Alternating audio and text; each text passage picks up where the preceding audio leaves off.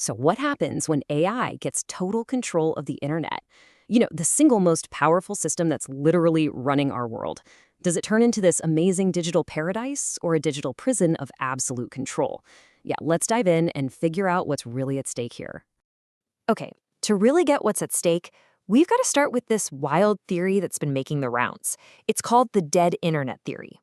The basic idea that all the real human to human stuff you think is happening online is actually being swamped by bots and AI generated content. We're going to use this idea as a kind of lens to see where all this might be headed.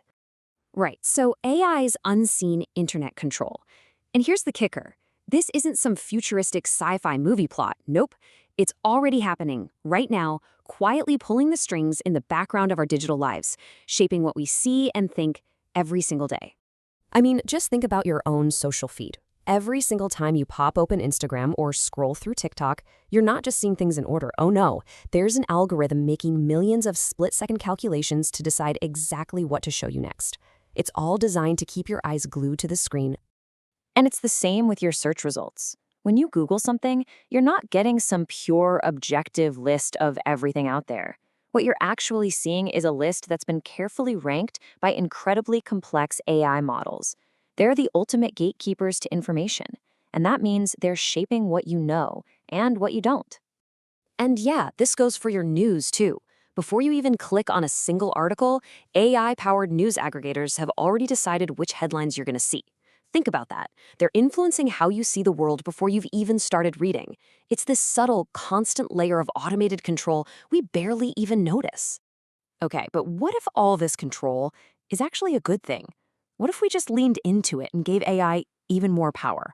Well, that brings us to the promise of a perfect internet, the utopian vision of what AI could do.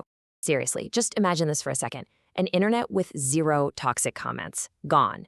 Misinformation. It gets fact-checked and zapped the second it shows up.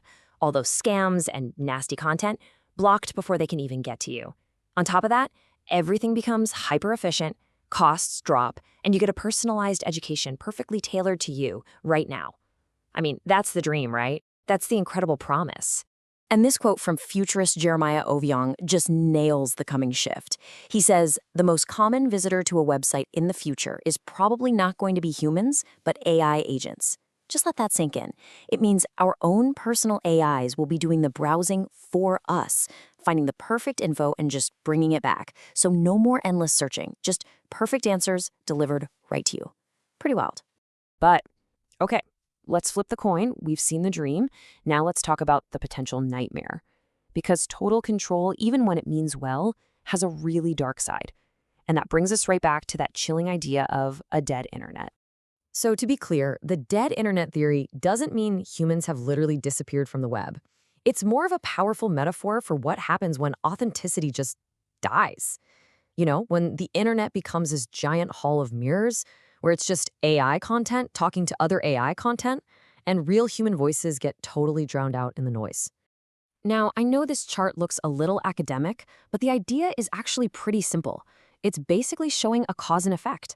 As you move from left to right, you see how more and more automation, what they call algorithmic mediation, leads directly to people feeling like the internet is fake, like there's no real human connection anymore. It's basically a roadmap for how we could accidentally build a dead internet. So let's put these two futures side by side, because it's the same technology that leads to both.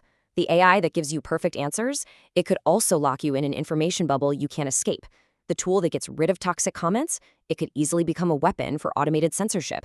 And that safer internet, well, it might just be one where a digital reputation score is constantly judging everything you do online. It's an incredibly fine line, isn't it? Let's break down what that really means. In this kind of world, free speech isn't shut down by some government decree. It's just quietly erased by code. Your opinions, if they're outside the norm, could just get flagged as disinformation.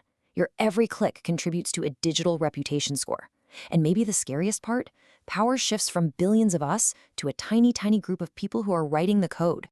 So the big question is, how do we get all the good stuff without accidentally building a digital prison? Well, the answer isn't to hit the brakes on progress. The answer is to be smarter about how we build this stuff. We literally need to engineer a brake system for AI.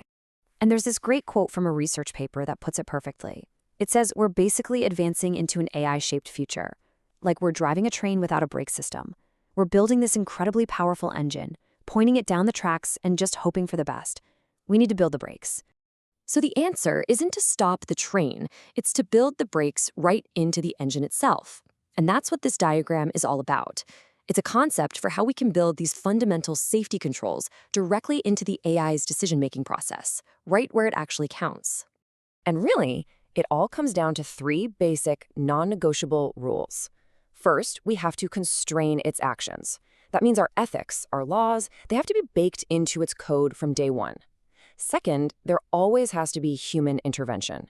A human has to be able to step in and say stop, an override switch. And third, resource authorization. Before an AI can use resources, like money or power, a human has to sign off.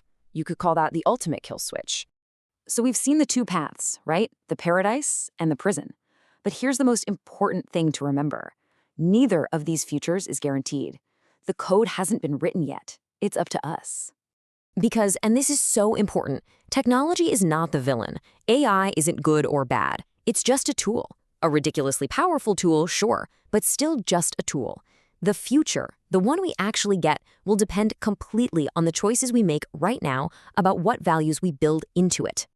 And these are the principles that have to guide us. We have to demand to know how these algorithms work. That's transparency. We need clear accountability for when things go wrong. We have to put ethical design and human oversight first, always. And maybe most importantly, we need to fight for a healthy, open web, one that has room for all kinds of different viewpoints, not just one perfect AI-generated answer.